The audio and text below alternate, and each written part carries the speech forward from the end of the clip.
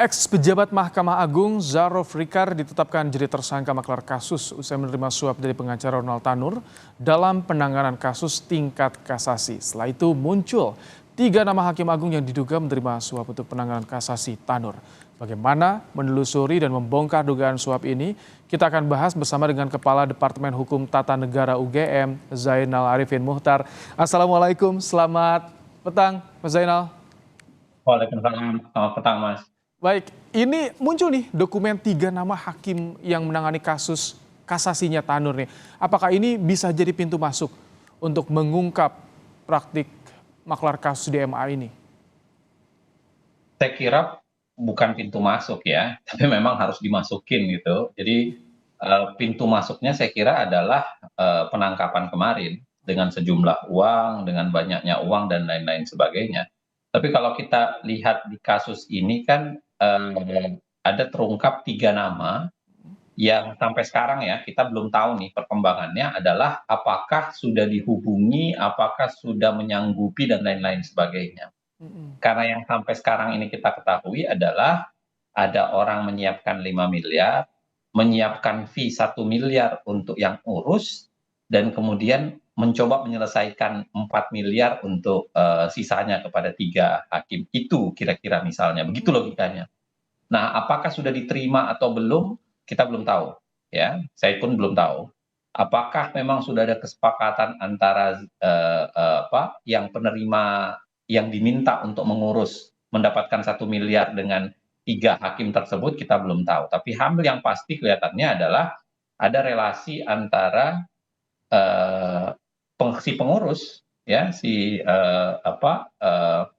yang menerima uang itu dengan orang yang meminta. Jadi ada, jadi ada dugaan selain tadi 3 hakim agung yang menangani kasasi yang perlu diklarifikasi untuk tahap awal, tapi ada pihak lain juga yang harus diklarifikasi, harus dimintai keterangan. Persis, jadi kita harus bedakan begini, kita harus bedakan antara kasus ini sendiri, Ronald Tanur, yang berdiri sendiri ya, berdiri sendiri bahwa ada yang nyuap, jumlahnya 5 miliar, ada yang sudah menerima, sekarang tinggal menelusuri apakah prosesnya ke arah Hakim Agung sudah ada deal, sudah tercapai kesepakatan, sudah ada proses bahkan kalau misalnya kalau sudah ada DP, sudah ada DP dan lain sebagainya, itu harus ditelusuri. Oke. Tapi yang kedua adalah kasus ini sendiri, kasus yang berkaitan ada uang sekitar 900-an miliar, 920. 920 miliar plus emas sekitar 51 kilogram, yang berarti kalau di jumlahnya sudah lebih dari 1 triliun sebenarnya kan. Nah, problemnya di sini adalah ini jauh lebih ini yang menurut saya pintu masuknya harus dibuka dengan detail. Karena kalau dirata-ratakan saja misalnya dalam kasus Ronald Tanur adalah ongkosnya 5 dan fee-nya adalah 1, berarti kira-kira kalau mau dirata-ratakan berarti ya kira-kira ada 1.000 perkara sekurang-kurangnya yang pernah ditangani, Ini yang pernah ditangani kalau oleh. sampai dugaannya 10 tahun nih, kok bisa tidak terdeteksi gitu? Ketika kita tampilkan juga barang bukti yang digeledah di rumah Zarov Rikar ini, uang tunai hampir 1 triliun. Kok bisa tidak terdeteksi selama 10 tahun? Ini ex-pejabat MA. Saya kira begini ya, kita tidak bisa berasumsi bahwa tidak terdeteksi. Tidak terdeteksi secara publik barangkali iya, tapi bahwa terdeteksi secara internal di Mahkamah Agung, terdeteksi secara sistem di KY, terdeteksi secara sistem misalnya di PPATK, di KPK dan lain sebagainya, kita belum tahu karena belum ada pernyataan resmi kelembagaan itu. Tapi bayangan saya rasanya mustahil sebenarnya ada kiprah 1 tahun, 10 tahun, lebih dari 10 tahun tentu saja, karena katanya 2012 mulainya, lebih dari 10 tahun, melibatkan uang yang sangat luar biasa, melibatkan begitu banyak orang tentu saja ya, karena itu tidak mungkin diasumsikan dari 1 orang saja uang 900 miliar itu atau 1 triliun itu. Nah, saya rasa tidak mungkin kalau tidak terendus. Masalahnya adalah apakah sistem yang terbangun itu bisa menyelesaikan endusannya atau tidak. Oke. Nah, itu yang saya bilang tadi, saya yakin Mahkamah Agung bukan tidak mengendus. Tentu saja, kan paling tidak ketika di Mahkamah Agung ada Hakim Agung yang dihubungi kan. ada hakim-hakim yang selama ini udah dihubungi atau ada pihak-pihak barangkali panitra, Iya. barangkali jabatan tertentu yang pernah dihubungi untuk ngatur-ngatur perkara. Nah itu mengapa Pertanyaannya bisa adalah, terjadi? Seberapa kuat menurut Anda ini sosok dari Zarov Rikar ini bisa berkomunikasi dengan Hakim Agung, dengan tadi Anda singgung panitra, karena dia ex pejabat MA tahun 2022 purna tugas. itu yang saya bilang tadi.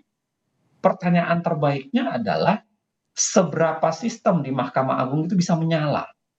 Sistem itu baik sistem pengawasan secara keseluruhan maupun sistem pertahanan diri dari para hakimnya kan.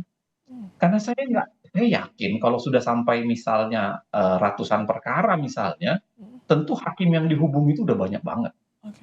Tidak mungkin hakim yang dihubungi hakim-hakim itu saja atau hanya 3 orang itu saja gitu. Bisa jadi langganan, bisa jadi. Kalau bisa jadi. Tapi rasanya pasti lebih tersebar tuh. Kalau jumlahnya sampai segitu, plus melibatkan tentu bukan hanya sekedar hakim. Karena jabatannya ZR ini kan bukan orang yang langsung memegang perkara kan, karena dia kepala Balitbang ya, Iya, eh, Balitbang.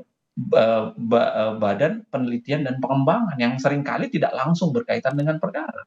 Maka bisa jadi dia berkaitan dengan orang-orang yang sedang pegang perkara. Bisa jadi panitranya, bisa jadi hakimnya. Baik. Nah, saya mengatakan mustahil sudah dibaca, mustahil kejahatan terorganisir, mafia ini dilakukan secara kolektif itu tidak tercium Oke. oleh sistem yang ada. Harusnya sudah tercium. Masalahnya adalah kenapa bau busuk itu tidak diselesaikan dari dulu.